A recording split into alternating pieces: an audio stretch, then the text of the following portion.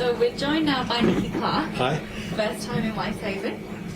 How are you finding it so far? Do you know what? I think it's actually wonderful. I didn't get a chance to really see it properly. As we came in yesterday, I saw wonderful green fields, huge amounts of rain, which is probably why there are green fields there. But it's fantastic today because, because the sun is out and it's a completely different vibe, and certainly a different vibe from anything we get in London, that's for sure. Yeah, it feels like I'm on holiday. And if you are going on holiday tomorrow, right? So you've squeezed us in at the last minute. Yes, tomorrow. So how are you finding sort of being in the environment with all the different experts? Is there anyone that you want to go and see?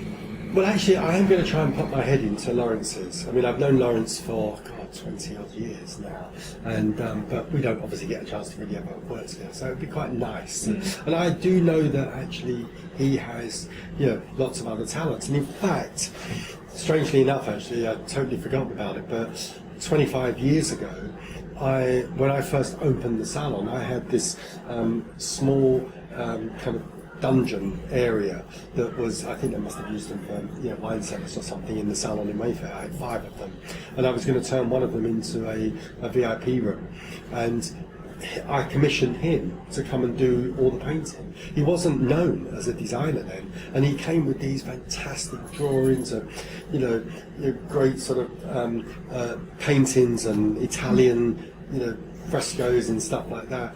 And the only reason I didn't go with it in the end is because I was told later that the actual cellars aren't that dry.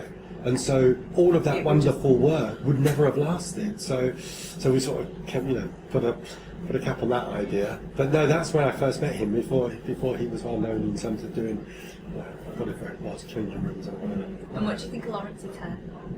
Well, they always, somebody came up to me today and said, you look so similar. And I said, it's probably because we got the same tailor, because actually William Hunt, we have the same clothing. He has the more exaggerated versions of it. Obviously. But I do remember many, many years ago I had really, really long hair, and I cut it off really short. And he came up and he went, God, you're like a traitor. There's not that many of us left with long hair anymore. You've got to keep it. Anyway, it's fine. And now he's chopped all of his off and he's followed suit. It's not exactly natural, but yeah, I get the thing. He looks more like D'Artagnan now. Yeah, that's exactly what I was just saying. Yeah.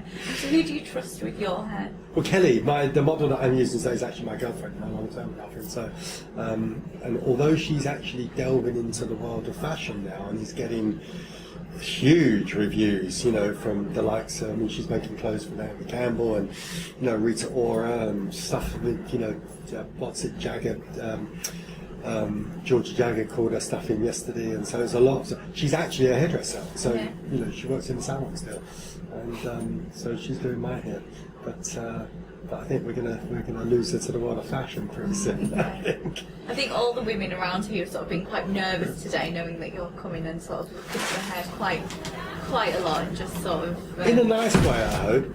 Look at that, discreetly at the coffee comes in. Just appears. Yeah. Thank you. So do you lost your train of thought? Yeah. The women feel nervous. Yes. Yeah, they do. Do you not get that a lot?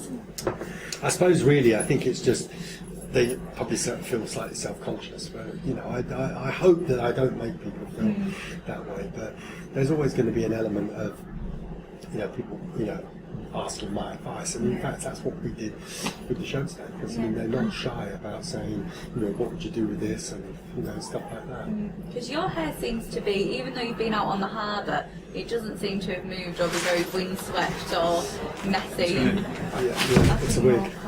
Oh, is it? That's the secret. Yeah, it's a wig. Just shave it all off and replace it. It's not. No, it's cool. In a way, actually, it's kind of what I've been saying to people today, that very often, if you can try and get all of the good basics, having it cut the way it should be, having it coloured the way it is, or using the right shampoos and conditioners. The idea is to not have to worry about things. And and I always find that, not really talking about my hair, but generally as well, if you get all those elements right, you don't have to think about it, because things kind of fall into place, and you do things that work for you. But I'm a huge believer in doing really small amounts of time for your hair. Yeah. Mine is 0. It's called come out the shower with it wet. My mousse goes on it, and that's it. I walk out the door. And do you think that's sort of where people get confused because they think they need to spend a lot of time and well, products on you it to definitely get it? have people that fall into the 2 categories of either they find that they're spending too much time or they don't spend enough. So that if we can try and find, I have a sort of a slight rule where I say that if unless you've got like this masses of thick, frizzy, curly hair that you want dead straight like glass, generally speaking, most people fall into the category where they just want a better version of what they've got. It's a more enhanced version. And the truth is, if it takes you more than 15 minutes, you're probably doing something wrong. And that's it. It's in terms of what bits you do and how you do things. Most of the time, you should be doing things at about 80% dry. All that. I'm spending 3/4 of an hour blow drying my hair, doing what? I don't know. People got much better time. It's like, to me, it's kind of, there are much nicer things to be doing than sitting there doing your hair for an hour. And that's kind of a problem when you look back at all these sort of celebrity hairstyles like the Rachel and what Diana had and things like that. And do you think that sort of faded away? There doesn't seem to be. Well, fashion always plays its part. There are always going to be iconic haircuts, and they are, kind of indicative of their time. And you mentioned those ones that probably, they are. You talk about Princess Diana. I didn't say any of these this morning. I've got hundreds of these anecdotal stories, but I just remember the one with, I did her hair for. It was the night, I didn't know it at the time. We were at Kensington Palace, as you do, just happened to be there. I was there with the Duchess of York, and she said, can you do my mate's hair? And I was like, those nights. And I did it for the night that she was at the Pavarotti concert, and it just poured with rain. And actually, it did look great the way I did it before, but when I look at the pictures now, I go, it looks better now it's wet. Looks much better now it's wet. But I suppose fashion takes you to, I was determined to make it look what I thought was the sort of, the softer version. And that happens, your eye changes. It's just, in fact, it's just in line with another one. We did a portrait for Margaret Thatcher. We went to Downing Street and we went with David Bailey to do his picture. And I look at it now, and actually, although it's her and it's quite, formal or whatever, boy, it was a soft version from what went before. If you look at the one that 2 months before, it was a very different thing, but your eye changes and, you want to do things that are slightly softer. And I think things have got looser now.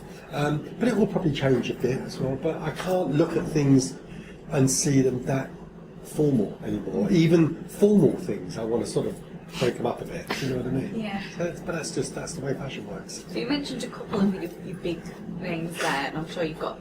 Now, I'm trying to do this without looking like I'm name dropping, but it's very difficult to do it without. But anyway, yeah. Go on. But is there anybody's Barnet that you'd really like to get your hands on? Well, whenever anybody asks me that, there are 2 people whose hair I've never done. I always used to say that I would, but I don't know if I would anymore, because one of them was actually the Queen. They've never done the Queen's hair, but you go, I don't really want to change it actually. I quite what would like. you do with it? Well, I could do tons with it, that's not the point, but it's the fact that I don't want to, because that's part of what this whole British thing of tradition is. So I like the fact that it hasn't changed since 1952 or whatever it is. It's the same, it's just got grey. I like that formality and of it being, the kind of familiar. And the other one actually was always Madonna, which I never did. But it's just interesting because I've always been a huge Madonna fan, for years. Never got to do her hair. But what am I going to bring to the table? She's had loads of good ones anyway. But there was a friend of mine was with Madonna in Italy, and they saw her using one of my electrical, the irons or something on her hair, and they knew I was a big fan. So they got Madonna to call me. So, and they're called, and I never answer my bloody phone, you know. So, and I get this message from her going, "Hi Nicky, you know, it's Madonna here. They said you wouldn't answer the phone, you know." I'm so annoyed. It's like, oh my God, Madonna. We start picking up your phone now just in case. I know. I do. But it's interesting you mentioned the curling irons and things, because you used just something really simple in your first demonstration this morning, which was a flexi roller. I think a lot of people are sort of scared of those and they're moving more towards the heat things, but do you think something as simple as that is just as effective? I did it deliberately. I mean, we have a very wide electrical range, and it's actually the biggest part of our business now. But it was almost a thing of me saying, why are we losing sight of something actually that is better in some ways? It's not going to replace your wands or your straightening irons, or whatever, because we've got them all as well. But the thing about a flexi styler is that what it does do is, first of all, you don't need to have 230 degrees heat on your hair. You know, a flexi styler you can actually hold. So it's like putting the equivalent of a hot roller in. So you can hold it. So there's an element of kindness about that, about not having that heat. But the other thing is that, you know, I see people sitting there doing, you know, they have, you know, things that are curling their hair and spending what is, I suppose, 25 minutes, half an hour curling their hair. And I can do those, and I've done it before, and I've done it in 4 minutes before. Now, I put in, I mean, you didn't see it, but I actually put in double the amount in Kelly's hair, actually, because it was still damp. Because we washed it this morning, and I'll just let it dry. And it was so cold in there, and I didn't realise that to dry it. So as I'm talking, I could feel it slightly damp. And rather than me just stop and talk to people and re-dry it again, I thought, well, if I just put twice as many of the flexi stylers in, it will heat. And that's why I deliberately, you didn't see it when you weren't there, but I deliberately kept her there for about 5-10 minutes as well for it to cool down. But usually I take half the amount, and by the time I put the last one in, I'm taking the first one out. So that's how quick it can be, because it enables you to take much bigger sections than using your wand or whatever, where you have to take them small enough to be able to do it. So you get a different effect. So they have a place in the sense that they're kinder, they're easier, you can travel with them, they're softer. You could actually even, you could sleep with them as well. They're soft enough-ish, because they're based on the old rag technique of the 30s, you know, where you would have wet hair, you'd have a rag which is about the size of that roller, and you just wind it up and then put the bow. So it's a similar thing, but it's a modern day version of it. So it was really me being sort of, you know, throwing it in there just to kind of go, actually, with all of that stuff going on, this is still the quickest and kindest. So how do you think your talk went this morning? Listen, I think that's for others to judge, but I mean, I think that generally speaking, I mean, if you've got people that are interacting, that's all good, and I think there are people that, you know, were genuinely wanting to, you know, to know about stuff. I'd like to think that it was okay. I think you'd have to ask them that. And you've got another one coming up. Are you doing the same sort of thing, or are you doing a different style? No, I'm going to do the same thing because I know that it's mostly a different audience. I'm sure there'll be 1 or 2 people there that are the same, but we will, no doubt, it is, I mean, I'm winging it, not off a script, so, you know, there will be certain things that I'll tell different things, I suppose, but I don't know, I have to wait and see, I'll think about it. I need prompters, that's what I need, people like you prompting me. What about that story? Well, we can try that later if you like. Yes.